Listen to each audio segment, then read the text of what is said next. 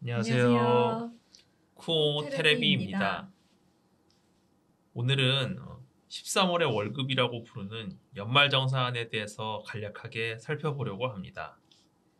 연말정산은 직장인만 하는 건가요? 그렇습니다. 기본적으로 근로소득이 있는 흔히 말하는 월급쟁이라고 부르잖아요. 매월 발생하는 소득이 명확해서 내야 할 세금이 아주 고정적이라는 표현이기도 한 건데요. 연말정산이라는 것이 이미 매월 떼어간 고정적인 세금에서 개인별로 추가적인 공제 내역이 있는지를 찾아서 환급을 해주는 개념이라고 보시면 되겠습니다.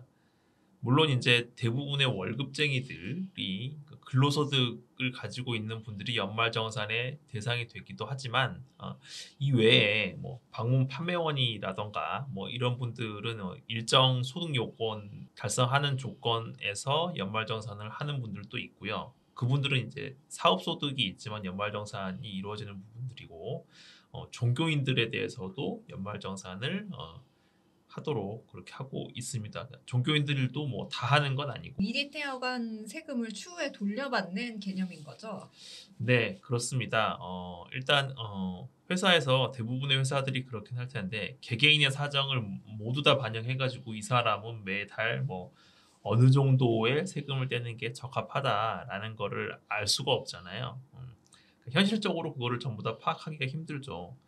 대표적인 게 이제 의료비 같은 건데 의료비 같은 경우도 뭐 이 사람이 직장을 다니면서 병원비로 얼마를 지출을 했는지 그다음에 뭐 그런 걸 알 수가 없기 때문에 일단 일괄해서 월급에서 일정 퍼센테이지를 세금으로 미리 다 떼어 놓은 후에 1년이 지나고 나서 이 사람에게 뭐 공제를 해줄 항목이 혹시 더 없는지 이런 것들을 이제 살펴본 후에 공제를 해줘야 되는 부분은 공제를 하고 나서 환급을 해주는 거고 만약에 더 받아야 내야 할 부분이 있다라고 하면은 이제 추가로 납부를 하도록 하는 것 이게 이제 연말 정산이라고 하는 겁니다. 그래서 대부분의 회사들에서는 일괄적으로 월급이 이 정도 있으면은 몇 퍼센트의 세금을 매달 징수해 간다라는 걸 이미 다 정해놓고 있죠.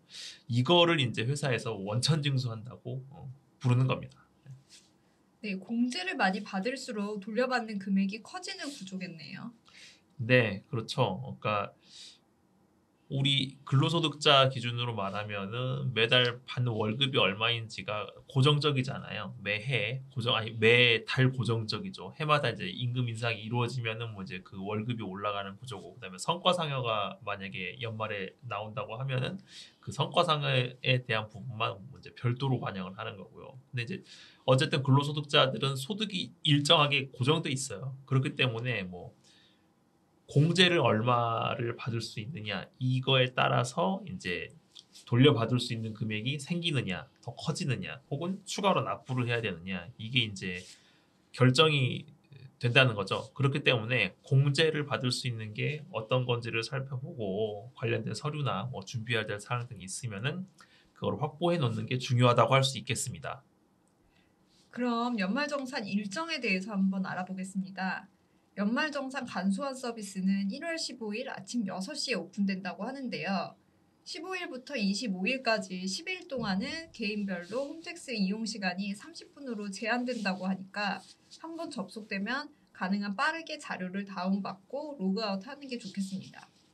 전국의 직장인들이 그 시간에 다 몰리기 때문인데요. 제가 회사 다닐 때 거의 10년 전인데 그때만 해도 연말정산 간소화 서비스가 시작되는 15일에 홈택스가 엄청 버벅댔던 것 같습니다.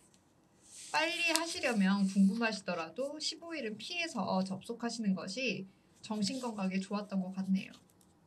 홈택스가 10년 전과는 다른 모습이길 바라봅니다. 지난번에 업로드했던 1월달 세무 일정 영상에서도 봤듯이 부가가치세 신고, 그다음에 뭐 면세 사업자의 사업장 현황 신고 이런 기간이랑 이제 일부 겹치는 기간이 있어서 그런 건데요.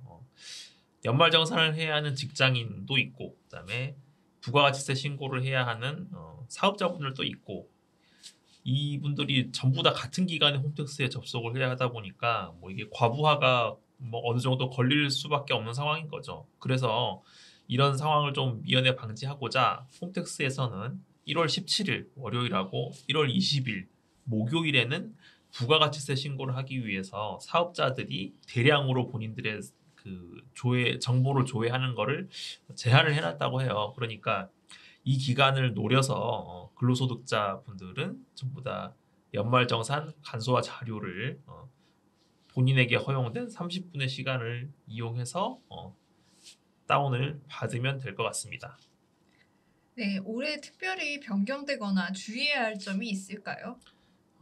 우선은 먼저 이제 변경되는 부분 먼저 이제 이야기를 해드린다고 하면 일부 시범적으로 행하고 있는 회사들도 있을 것 같은데 올해부터는 1월 14일까지 근로자 본인이 회사에 이제 정보 조회 동의를 해주면은 회사에서 일괄적으로 그 직원들에 대한 연말정산 서비스 정보를 아예 그냥 제공을 받아서 연말정산을 행할 수 있는 그런 시스템을 이제 시범적으로 올해부터 실시를 한다고 해요. 뭐 이미 이제 이 영상이 올라갔을 시기에는 뭐 이제 전부 다 그런 절차들이 미리 다 뭐 진행이 됐을 거기 때문에 관계가 없겠지만 뭐 시범적으로 운영해보고 나서 잘 정착이 되면은 근로자들, 그러니까 직원들에게는 굉장히 이제 좀 편리해질 수 있는 제도가 되겠죠.